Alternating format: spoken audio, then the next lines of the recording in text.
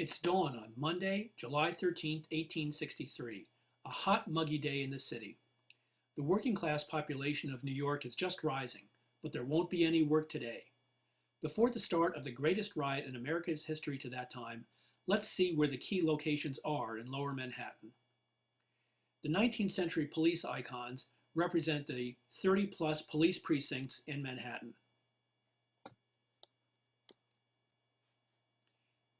Here is the central office of the Metropolitan Police at 300 Mulberry Street. Only 6 years earlier, there were two competing official police forces, the Metropolitans and the Municipals, but after the Great Police Riot of 1857, only the Metropolitans remained.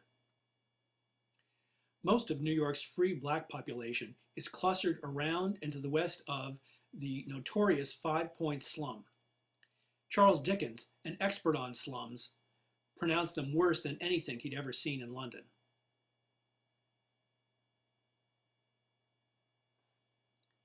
City Hall Park is a little to the southwest of Five Points. Just off the park is Printing House Square, home to many of the city's newspapers, including Horace Greeley's New York Tribune. Greeley supports the Republican and Union causes, which hasn't made him popular with New York's lower classes. Farther north are two important arms caches, the Armory at 2nd Avenue and East 21st Street, and the Arsenal at 7th Avenue and West 35th Street, or about where Madison Square Garden is today. Roughly equidistant between them is the 11th District Provost Marshal's office, where the draft was conducted on Saturday morning without incident.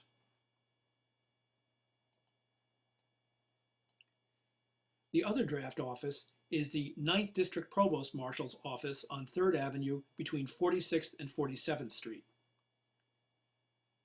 Just west of it, on the site of today's New York Public Library, is the Colored Orphans Asylum, a stately classical building home to over 200 children. Columbia College is just a little north of that.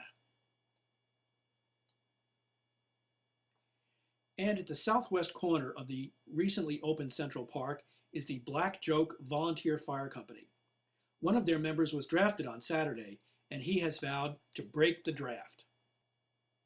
Between 5 and 6 a.m., crowds of men, followed by women, start marching up the east and west sides from Five Points and other lower New York neighborhoods.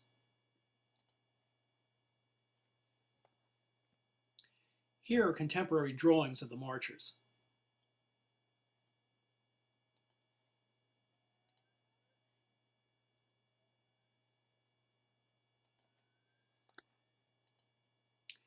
As the marchers go up 8th and 9th Avenues, police precincts telegraph the news that workers are leaving their work and joining the crowds. The marchers pass the Black Joke Firehouse and turn east, then south, passing Columbia College. The President's Son estimates the crowd at between 5,000 and 15,000 people. Between 8:35 and 8:50, messages go out over the police telegraph network to precinct houses on the east and west side, ordering men be sent to the 9th District Provost Marshal's office on the east side and the Arsenal on the west. The men depart shortly afterwards. As the crowds, shown in red, gather and surge around the 9th District office, Sergeant McCready and 44 policemen are met by a mass of excited, belligerent people, as a contemporary account put it.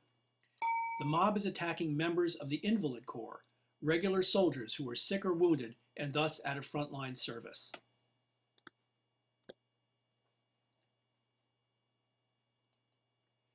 Around 9:30, Fighting Mac and his men charge the mob, driving them back for 3 blocks.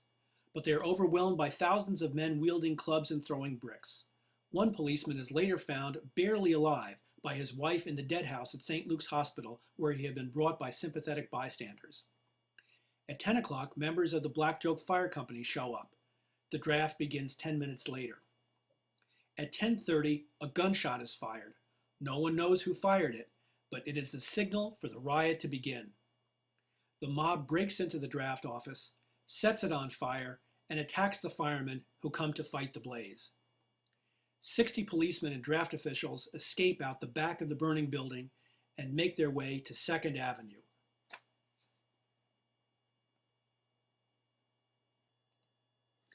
While this is going on, Police Superintendent John Kennedy sets out from police headquarters on an inspection tour to the arsenal and then to the Ninth District. In this pre-Twitter era, he had no idea that the riot had already begun before he left 300 Mulberry Street. He arrives by wagon at the corner of East 46th Street and Lexington at about 11 o'clock. The crowd is so thick he has to get out and walk toward the smoke he sees a block away. Although he is unarmed and not in uniform, Kennedy is recognized and attacked. He tries to flee across the empty lot, but the mob on 47th Street attacks as well. Turning west, he makes for Lexington Avenue, but falls into a large mud hole. The mob beats and tries to drown him, but as a contemporary account put it, the superintendent proved that a plucky man has as many lives as a cat, and he makes it through the mud hole to Lexington Avenue. There he spies a well-known, influential resident of the area and calls to him, "John Egan, come here and save my life." Egan manages to hold off the mob until he and two friends commandeer a feed wagon and drive Kennedy back to the central office. Despite the beatings, he has no broken bones or internal injuries, but he is unable to direct the police response for the remainder of the 4 days of the rioting. Perhaps not surprising for a man 60 years old. By noon, Kennedy makes it back to the central office. Reinforcements are set to the Ninth District, and the mob stretches for a mile and a half on 3rd Avenue.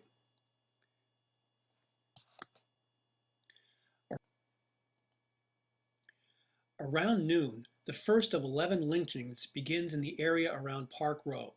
Many hotels in this area employ free blacks in the kitchens. As a contemporary account puts it, every car and omnibus was searched for colored people, and any discovered were set upon and beaten. The whole 2nd Precinct was engaged in preventing these assaults. Sergeant Cornwell, with a section of men, was active in rescuing the unfortunate victims, and with his force was the means of saving many from savage and probably fatal usage. The riots soon turned from a politically motivated protest into an opportunistic criminal orgy of looting, lynching, and arson. Federal troops from the Gettysburg battlefield were requested on Tuesday, arrived late Wednesday, and managed to finally quell the riots on Thursday.